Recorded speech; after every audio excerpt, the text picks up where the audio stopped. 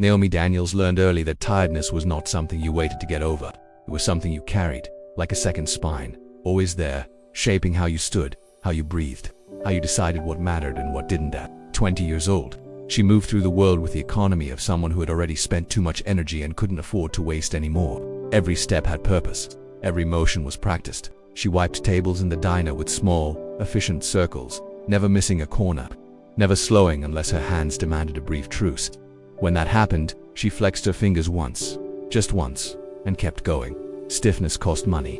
Slowness cost tips, and tips were the difference between breathing easy for one more day or lying awake doing math in the dark. The diner sat on a corner that caught the wind no matter which way it blew. In December, the cold slid in every time the door opened, crawling low across the floor before the heaters could push it back. Christmas lights blinked in the front window, red and green bulbs flickering like they were shorting out, casting uneven reflections on chrome surfaces that had been polished too many times by people like Naomi. The place smelled like coffee that had been on the burner too long, fried onions, and sugar comforting in a way that only places that never closed could manage. The heat never quite reached the back booths, the ones near the restrooms and the storage door, and Naomi preferred those tables. Less traffic, less noise, fewer expectations. She worked nights at the diner because nights paid better. Mornings, she cleaned offices downtown, wiping fingerprints off glass doors that belonged to people who would never know her name.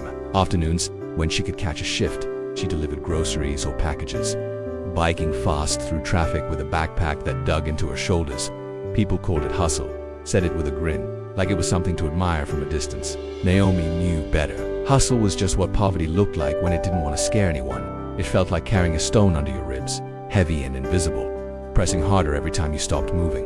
Her father's name was Leonard Daniels, and before his lungs betrayed him, he had been the kind of man neighborhoods quietly depended on. He fixed phones, radios, small engines, anything that buzzed or clicked or sputtered when it wasn't supposed to. He worked out of their small apartment and sometimes out of the back of his truck, hands always smelling faintly of oil and metal. People trusted him because he explained things without making them feel stupid, because he charged less than he could have, because when something broke twice, he fixed it a third time without complaint. Naomi grew up watching that. She didn't realize it was a lesson until much later. The illness came quietly. No dramatic collapse. No flashing lights or rushed hospital scenes. Just pauses. Leonard would stop mid-sentence, palm braced against a wall or table, eyes unfocused for a second too long. "Just catching my breath," he'd say, smiling like it was a joke he was in on. Naomi learned to watch his shoulders, the way they lifted, the way they fell. The rhythm that told her whether today was a good day or a careful one. The clinic smelled like disinfectant and impatience. They gave Naomi pamphlets and printouts, spoke in calm, neutral voices that made everything sound manageable. One medication mattered more than the others. A specific brand, a specific dose. Miss it, and Leonard's breathing worsened, fast. They didn't dramatize it. They didn't have to. They said it the way people talked about storms coming in. Impersonal, out of anyone's control. So Naomi saved, not in a bank. Banks asked questions. Banks wanted minimums and balances and patience.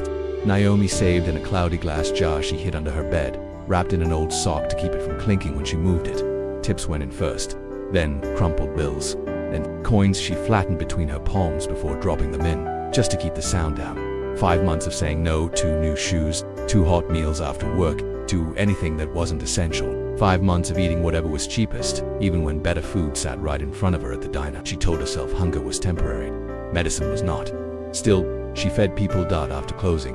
When the cooks scraped leftovers into containers meant for the trash, Naomi packed them quickly. Tight lids, clean bags. She moved with purpose, not furtive, not secretive, just efficient. 3 blocks from the diner was a corner where kids lingered after dark, not begging, not quite, just waiting. Naomi never made a show of it. She handed the bags over without ceremony, without asking questions, without demanding gratitude. She avoided eye contact because she was afraid that if she didn't, kindness would turn into something else, something performative, something that belonged more to her than to them. One night, a boy with shoes 2 sizes too big looked up at her and asked, "Why are you always doing that?" Naomi shrugged. "Because I can." Then she pointed at his untied laces and said, "Tie those before you eat." He rolled his eyes, muttered something under his breath, but he tied them. Naomi walked away before he could say thank you. She didn't need it. She didn't want it. By Christmas Eve, the jar finally held $50. Naomi counted it twice on her mattress. Sitting cross-legged in the dark, lips moving silently as she touched each bill, she pressed them flat with her palm afterward, smoothing the wrinkles like she could iron luck into them through sheer will. $50 wasn't much to most people. To Naomi, it was oxygen. Tomorrow morning, she told herself. First thing, the diner was louder than usual that night. Holiday crowds meant forced cheer, overcooked food, and tempers stretched thin. Grant, the manager, wore a red sweater that fit too tight across his shoulders. He paced like the place belonged to him personally, reminding everyone that the rush, we paid their rent, like rent was a favor he approved. Smile more. He snapped at Naomi as she passed. People tipped for happy. Naomi smiled anyway. Not for him. For the elderly couple arguing softly over pie at booth 6. For the teenage dishwasher humming off-key behind the counter. Because if she didn't, the night pressed in closer, heavier. Near 9 o'clock. The front door opened, and the cold rolled in low across the floor like a warning. Every head turned, instinctively. Naomi froze mid-step. They stood just inside the doorway, letting the door close behind them. They didn't rush. The man's shoulders were slightly hunched, like he was bracing for something he already expected. The woman held his arm, rubbing small circles through the sleeve of his coat, motion so practiced it was almost unconscious. Their clothes were clean but thin, not homeless, not comfortable. That in-between place people learned to ignore. Grant noticed immediately. He always did. His eyes flicked to their shoes, then their hands, then their faces. He didn't lower his voice. "We're full," he said, though 3 booths sat empty near the window. "Christmas rush. You understand?" The woman opened her mouth, then closed it again. The man nodded once, already turning away, like arguing had stopped being useful a long time ago. Someone at the counter muttered under their breath.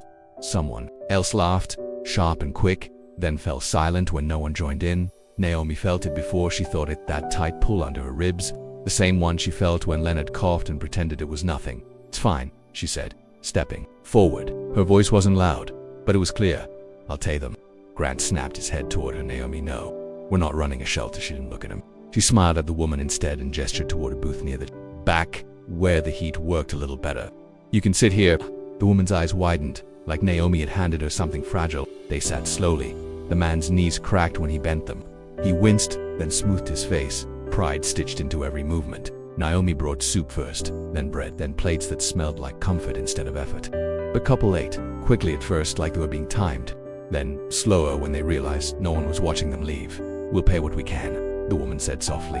Naomi nodded. "Take your time." She rang the order under her number.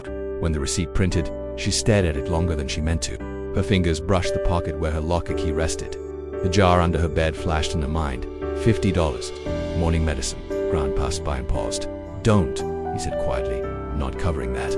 Naomi swallowed and walked to her locker anyway. The metal door squeaked. She pulled out the sock, unfolded it, counted once. Her hand shook, then steadied. At the register she slid, with the bills across. The drawer closed with a dull thud that felt final. "You're all set," she said when she returned, like she was talking about the weather. The man stared at her. "Really, look this time." The woman's eyes filled, but she blinked it back. "You didn't have to," she said. Naomi shrugged. "It's Christmas."